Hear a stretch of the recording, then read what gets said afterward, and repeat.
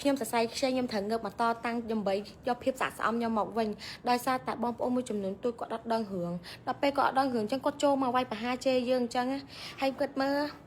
ខ្ញុំចេញវីដេអូចេញទាំងឈឺហ្មងនិយាយតាមត្រង់ហើយបងប្អូនអាចទៅមើលស្ដាប់ម្ចាស់ brand ចេះវៃត្រឹមតែថ្មីអ៊ុនតារាឬក៏ចេះវៃស៊ីវៃ brand ឥឡូវខ្ញុំដាក់វីដេអូឲ្យបងប្អូនទាំងអស់គ្នាស្ដាប់រឿងមួយដែលថាកង់3បានធ្វើការដឹកកង់អាគុយហើយមកគោលអត់មកតែជាស្ដាយបងកង់3បងបងស្រាយណាចាបង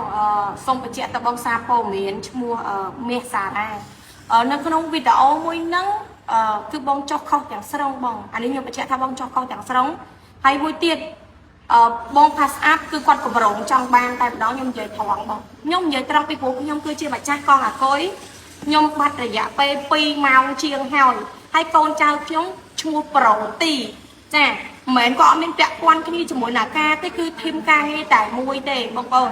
ពីព្រោះខ្ញុំគឺជាម្ចាស់ brand ចាឆ្នាំរត់ថ្មីអ៊ុនតារាដែលខ្ញុំដាក់កង់អាគុយហ្នឹងគឺខ្ញុំចែកបងប្អូនដែលខ្សត់នៅរោងចក្របន្ទាប់មកថ្ងៃហ្នឹងគឺគាត់ហៅ pass up គាត់អត់បាន booking ទេ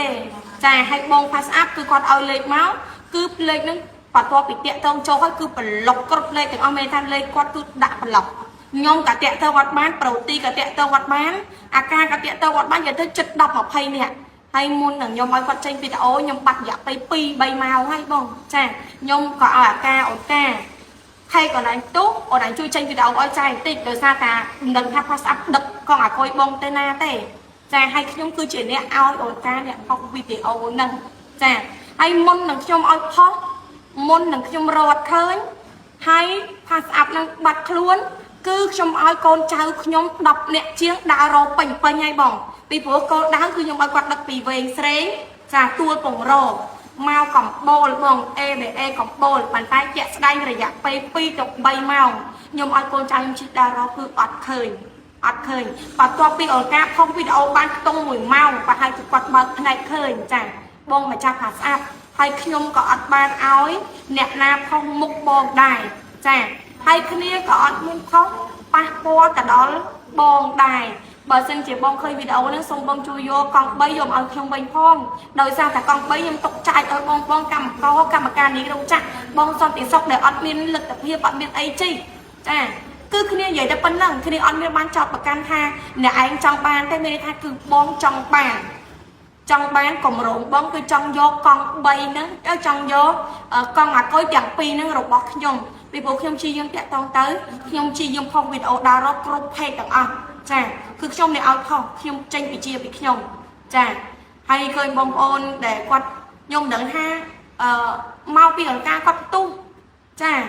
រឿងគាត់សម្រាប់កូនទូវីដេអូរាប់លានអ្នកហើយវីដេអូហ្នឹងផុសហើយបន្ទាប់ពីរកឃើញហើយគឺខ្ញុំឲ្យគាត់លុបភ្លាមតែខ្ញុំមិនដឹងថាបងថតវីដេអូនឹងបានមកពីណាពូ pass up ចាបងរៀបកម្រងការល្អហើយថ្ងៃហ្នឹងមកដល់ភ្លាមគឺខ្ញុំជូនសគុណបង$20ចាបងចាំហ៎ចាមកខ្ញុំអត់តាមផុសវីដេអូទៅមើលទៅបងប្រហែលជាភ្លេចចាហើយលេខទូរស័ព្ទឲ្យមកគឺប្លុកលេខចាទេចូលតែម្ដងគាត់ក្រៅពីនឹងគ្រប់លេខទាំងអស់ដែលតាក់តងទៅគឺប្លុកចោលទាំងអស់ចា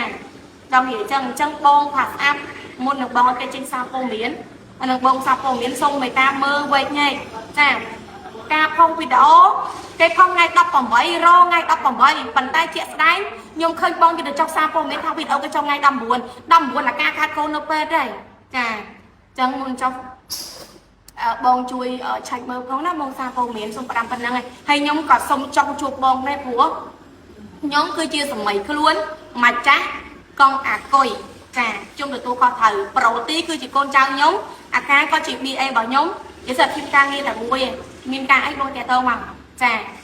ហើយបងប្អូនទាំងអស់គ្នាបើចង់ដឹងរឿងកាន់តែច្បាស់បងប្អូនទាំងអស់គ្នាទៅវាយស៊ីវៃប្រែណាបងប្អូនគឺគាត់បានជួយលៀងភាពសាកសមឲ្យខ្ញុំមកទាំងអស់តែម្ដង